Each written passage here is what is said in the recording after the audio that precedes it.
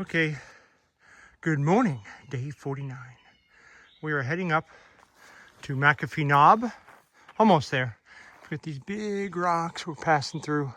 Should be there in about 10 minutes. And then McAfee Knob is one of the most famous hikes on the trail. See it there? We're on top of McAfee Knob. Absolutely gorgeous today. Love it. Okay, we made it up to the top of Tinker's Cliffs. Another beautiful view of the valley down there. You can kind of see it down there. It's really nice. And you got rocks over here, cliffs. I'm gonna walk towards the cliff. You can see down the cliff. And there's a bird flying right there. Buttercup, how you feeling?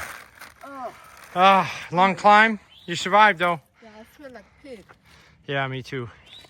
But it's wonderful out here. So we're gonna get some snack, relax, and then keep going. We got about 10 miles left. Okay, have a great day. All right, so we have about 2 hours left today.